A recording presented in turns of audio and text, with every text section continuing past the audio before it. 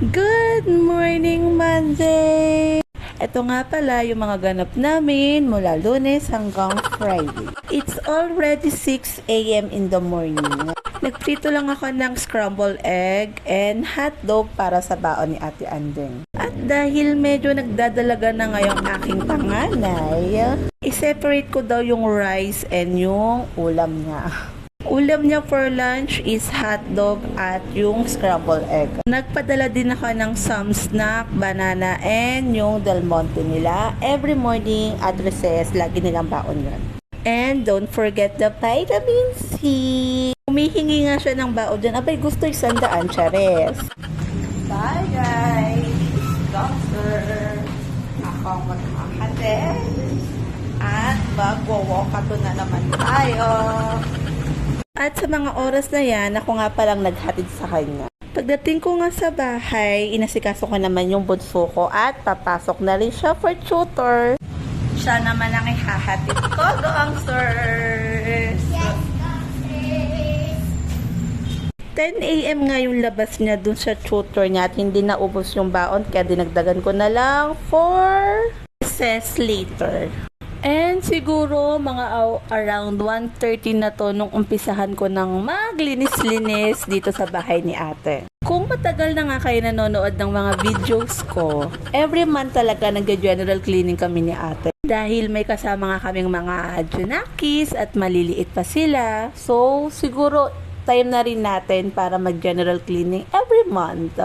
Every month, yun yung agenda namin ni ate. Maglinis ng kwarto, ng salas, at kung saan pang mga maalikabok.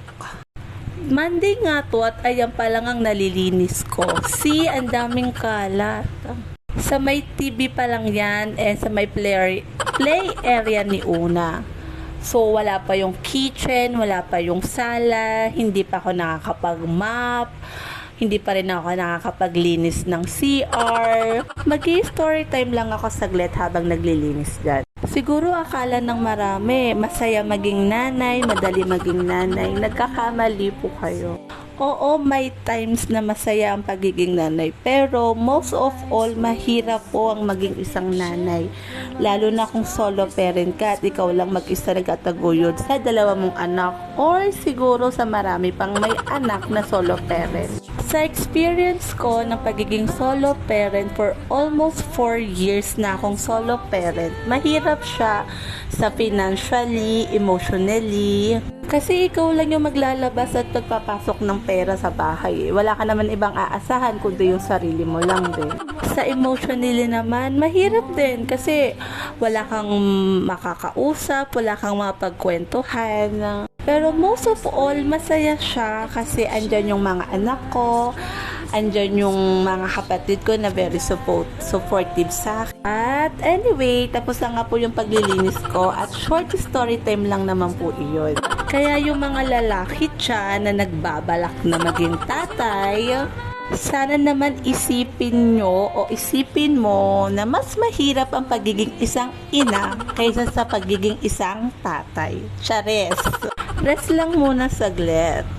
Around 4 p.m. na siguro to nung hapon nang maisipan naman ni ating mag-mango sticky rice. And around 9:30 in the gabi, natural. Syempre, di ba, alangan naman umaga. Charis.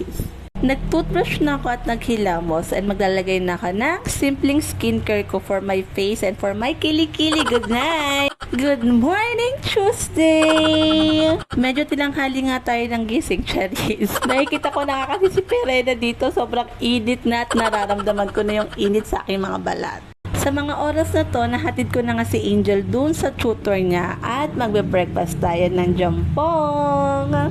Kung everyday nga kayo updated sa buhay ko, alam nyo na mahilig ako sa maanghang.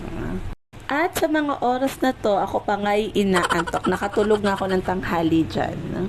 Magpa 5 p.m. na nga nung nakapagluto kami ng aming dinner. Good morning, Wednesday! Medyo mainit nga pero suspended yung klase neto. Hindi ko nga alam ba't nag-suspended, Charis. Nung lunch nga, nagtinolang manok lang kami. Around 3 p.m., napasugod nga ako sa kanto para bumili ng Neville Gangster. Hindi na nga kayang huminga ng aking panganay, Charis. Akala ko nga kasi hindi na siya nagpapausok dahil ilang taon na rin naman siya dong hindi nagpapausok. Akala ko nga tapos na kami doon sa pausok serye namin pero hindi pa pala, Charis. Balik tayo sa ginagawa ko. 6 p.m. na to or 6:30. Ito yung lunch ko. Nagluto lang ako ng itlog at tinapay. Diet pork tayo, Charis. Diet-dietan, char. At matutulog na nga siya nung pinausukan ko ulit para gumaan yung pakiramdam niya. Good morning, Thursday! Sa mga oras na to, ramdam ko na si Perena dahil sobrang aga at sobrang init na rin. Nagluto lang ulit ako ng scrambled egg at ininit ko lang din yung mga ulam kahapon dahil sayang naman. Etong meatloaf at talong, ulam to ng lunch at etong arroz caldo naman is merienda ng hapon. Good morning, Friday! Thank God it's Friday! Eksaktong 6 a.m. lumabas na si Perena, Charis. 6:30 na nga ng umaga nang makagayak na si Ate Andeng dahil siya ay magaling at papasok na. Pinahatid ko nga lang siya kay Papa dahil iwas traffic, Charis. Maya-maya pagising na nga si Angel. Good morning, Angel!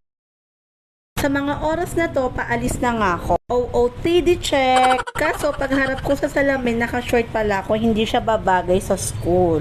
Kaya maya-maya pa, nagpalit na ako ng tokong. At ito nga yung OOTD. Paalis na ako dyan, going to PTA meeting. Maya-maya pa, sinara ko na yung pinto and aalis na tayo. Charis, kala mo naman kung saan pupunta. Walkathon nga lang ang peg ni Gangster. Push natin yan kahit mainit, Charis.